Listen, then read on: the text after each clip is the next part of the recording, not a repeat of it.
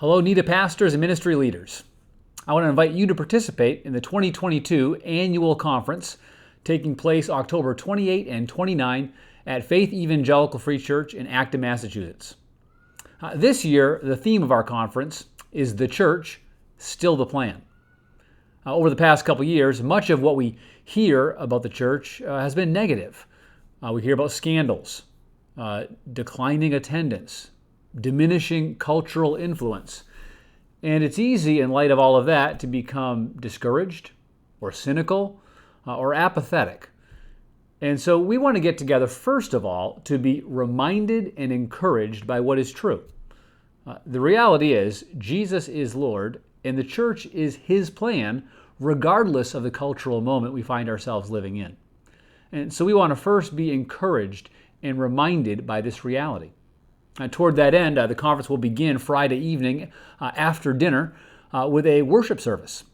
We are going to sing together, pray together, and hear a message from Executive Vice President of the EFCA, Carlton Harris, about the church being Christ's plan, regardless of the age we find ourselves living in. I pray that this time will be really renewing and refreshing and encouraging for you and your ministry leaders as we gather together. My hope also is that our conference will be a time not only of encouragement, but a time of sharpening. And toward that end, we're providing a couple different environments for sharpening for ministry leaders. On Friday, before the conference officially begins, there'll be a pre-conference workshop titled Women, Ministry, Leadership, and Complementarianism.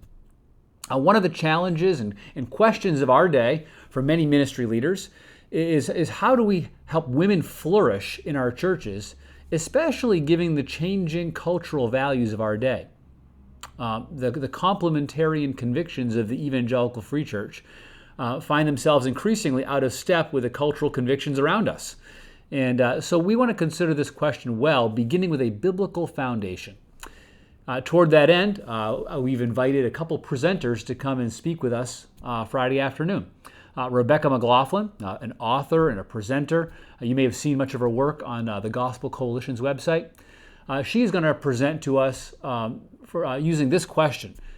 Isn't Christianity inherently denigrating to women? Because that is the question that the culture is posing to the church in many ways. And so she wants to begin with a big picture look from the scriptures at why Christianity is not inherently denigrating to women. After she presents, we're also going to hear from an Evangelical Free Church pastor, Bill Rydell, pastor of Redemption Hill Church in Washington, D.C.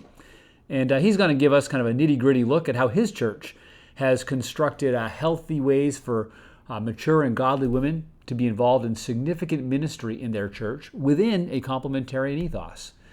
So a couple different ways for us to consider this pressure point for many of our churches in today's culture.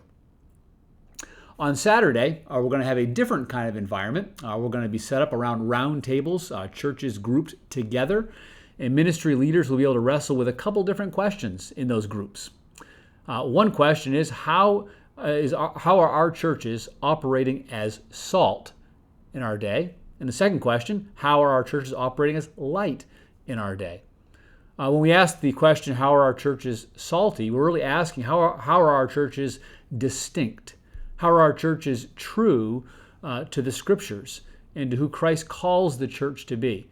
So we're going to consider what are some of the pressure points in our day where we're tempted to lose our saltiness, and how can we remain true to our distinctives? The second question, how are we light, has to do with our winsomeness, our benefit to the world, our attractiveness, drawing people to Christ. It's challenging to be both salt and light. And so we want to consider those two things in our day. The hope being that as ministry leaders from churches wrestle with those questions, they'll be able to return to their churches with some real thoughts for the year ahead about how to operate well as salt and light in the day we find ourselves ministering in. I hope that you'll be able to attend this year and you'll be encouraged and sharpened by the reality that the church still is Christ's plan. So please feel free to reach out with any questions you have, and I look forward to seeing you at the conference. God's best to you.